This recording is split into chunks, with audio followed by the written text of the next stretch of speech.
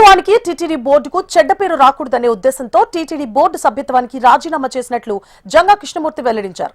తాను వెనుకబడిన కులానికి చెందిన వాడినని, కనీసం తనను సంప్రదించకుండా కొంతమంది కుట్ర చేసి తనపై ఆరోపణలు చేశారని వాపోయారు.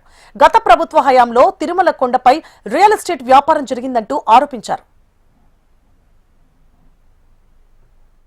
బోర్డు సభ్యత్వానికి ఈరోజు జంగా కృష్ణమూర్తి రాజీనామా చేశారు. అసలు ఈ రాజీనామా ఎందుకు చేయాల్సి వచ్చిందనేది ప్రస్తుతం ఆయన అడిగి తెలుసుకున్నాం. ఈరోజు ఎందుకు రాజీనామా చేయాల్సిన పరిస్థితి ఏర్పడింది చూసా. ఇటీవల ఒక పత్రిక సంబంధించి కూడా నా వ్యక్తిత్వాన్ని హననం చేసే విధంగా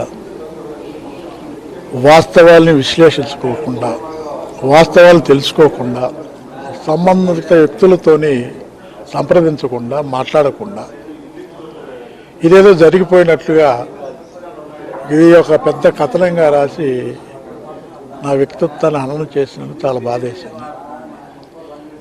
అంతేకాకుండా దాన్ని పెట్టుకొని తిరుమల తిరుపతి దేవస్థానానికి నేను అధికారాన్ని అడ్డం పెట్టుకొని అపవిత్రం చేస్తున్న విధంగా మాట్లాడటం, దాని వెనక ఏదో లబ్ధి పొందడం కోసం నేను చేస్తున్న మాట్లాడుతూ చేయటం వల్ల ఆ విధంగా జరగకూడదు.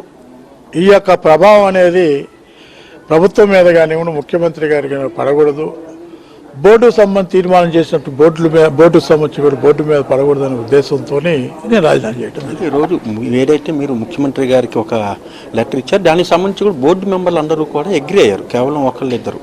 అయినప్పటికీ తీర్మానం ఓకే చేశారు. అయినప్పటికీ మరి రాజీనామా ఎందుకు చేయాల్సి వచ్చింది?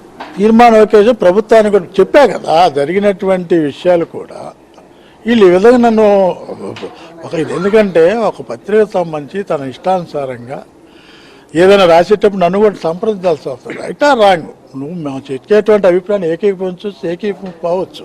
ఈ ప్రభుత్వం బోర్డుకు సంబంధించి ఏదో చేస్తున్నారు, నాకు ప్రత్యేకమైనటువంటి అవకాశాన్ని కల్పిస్తున్నారు, అలాంటిది ప్రచారం జరగకూడదు, అలాంటి కుట్ర జరుగుతుంది కాబట్టి దానికి ఇబ్బంది కలగకూడదు అన్నట్టు నా వల్ల ప్రభుత్వానికి కానివ్వండి, చంద్రబాబు నాయుడు గారికి కానీ అలాంటి ఇబ్బంది జరగకూడదనే ఉద్దేశంతోనే నేను రాజీనామా చేశాను. అంటే చూడొచ్చండి, పవన్ కళ్యాణ్ డిప్యూటీ సీఎం హోదాలో ఆయన కూడా ఒకటి రిక్వెస్ట్ చేశారు, అయితే దాన్ని తిరస్కరించారు కూడా.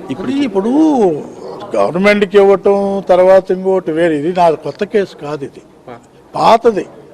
ఇంతకుముందు అక్కడి అలాట్ అయిన దాన్ని క్యాన్సిల్ చేసి కావాలని వైఎస్ఆర్ కాంగ్రెస్ పార్టీకి సంబంధించి చేశారు కాబట్టి దాన్ని రియలాట్మెంట్ చేయమని అడుగుతున్నాను నేను.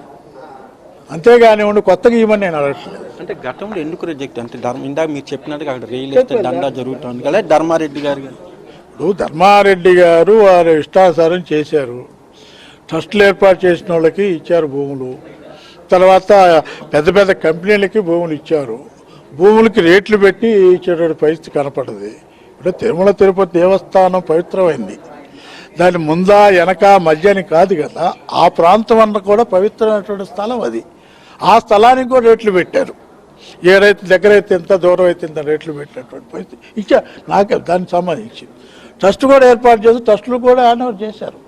ఎవరికి ట్రస్ట్కి ఏర్పాటు చేసి ఎవరు చేసినా కూడా దానికి మేమందరం ట్రస్టీలమే, ఆ ధర్మకర్తలే తప్ప మేము 12 రూములు కట్టించాలా, ఆ పైన 1 రూమ్ మాకిస్తారు. ఆ 12 రూములకు సంబంధించిన కూడా తిరుమల తిరుపతి దేవస్థానం ఆధీనంలో ఉంటుంది, వాళ్ళే అడ్మినిస్ట్రేషన్ చేస్తారు. కానీ మెయింటెనెన్స్ సంబంధించి కూడా మళ్ళీ అక్కడ తీసుకున్నటువంటి ట్రస్టీకి సంబంధించి చేయాల్సిన అవసరం ఉంటుంది. మాకు వచ్చేది కాదు. మా ఉద్దేశం ఏంటంటే భగవాన్ శ్రీ వెంకటేశ్వర స్వామి నాకు 3 తల్ల అవకాశం ఇచ్చాడు. ఆ భక్తితోని నాకు వచ్చిన అవకాశాన్ని నేను ఎందుకు యూటిలైజ్ చేసుకోకూడదు? డబ్బులు కట్టలేకపోయినా సరే ఒకసారి రిజెక్ట్ చేసినా మళ్ళీ కడతాను, నేను కట్టలేకపోతే నిర్మాణం చేసుకుంటే ఇబ్బందిగా ఉంటే ట్రస్ట్కి సంబంధించిన ఏర్పాటు చేసుకుంటానని అడిగాను. కానీ చెప్పాలి, అప్పుడు ట్రస్ట్ ఏర్పాటు చేసుకుంటానికి అవకాశం లేదు, మేము రిజెక్ట్ చేస్తాను, ఒక నోటీస్ అని ఇవ్వాలి. నా వ్యక్తిత్వ ప్రతిష్ఠ దెబ్బతీయటం కోసం, నాకున్న ఇమేజ్కి సంబంధించినటువంటి ఇబ్బంది పెట్టడం కోసం కథనాలు రాయటం. కథనాలు రాసేటప్పుడు కనీసం కూడా నన్ను అడగకుండా, నన్ను అడగపోయినా బోర్డుకు సంబంధించినటువంటి వాళ్ళు కానివ్వండి, ఎస్టిమేట్ కమిటీకి సంబంధించిన సభ్యులు కానీ ఎవరిని అడగకుండా కూడా ఏదో గుట్టగాల్సి ముఖానేసిన పరిస్థితి చేశారు. ఇప్పుడు రాజీనామా చేస్తే ఇప్పుడు ఆ ఆరోపణలు నిజమని అనుకునే అవకాశం ఉంది కదా? ఆరోపణలు వచ్చాయి కాబట్టి రాజీనామా చేస్తున్నాను. ఆరోపణలు నిజమని ఎందుకు అనుకుంటారు? నాకు కావాలా, అదే కావాలా అన్నట్టు ఉద్దేశం నేను బోర్డులో ఉండి మళ్ళీ ఏదో విధంగా చేసుకునే పరిస్థితిగా ఉంటుంది కదా. నాకు అసలు పదవి కాదు ముఖ్యం, నాకున్నటువంటి నేను మానసికంగా నాకు వ్యక్తి బాధ అనిపించింది. దీనివల్ల నా వల్ల ఎందుకు ప్రభుత్వానికి కానివ్వండి, ముఖ్యమంత్రి గారికి కానివ్వండి, బోర్డుకు సంబంధించిన వాళ్ళకి ఎందుకు నిందలు మోయాలనే ఉద్దేశంతో నేను రాజీనామా చేశాను. మొత్తం మీద చూసుకున్నట్లయితే కేవలం తన వ్యక్తి తాననానికి తన పైన తన ద్వారా ప్రభుత్వానికి కానీ లేకపోతే అదేవిధంగా టీటీడీ బోర్డుకి కానీ చెడ్డ పేరు రాకూడదని ఒక ఉద్దేశంతో ఈ టీటీడీ బోర్డు సభ్యత్వం రాజీనామా చేశాను. అయితే తెలుగుదేశం పార్టీలో మాత్రం కొనసాగుతా అంటూ మాట జంగా కృష్ణమూర్తి చెప్తున్నారు. Camera person Teja to Shyam, HM.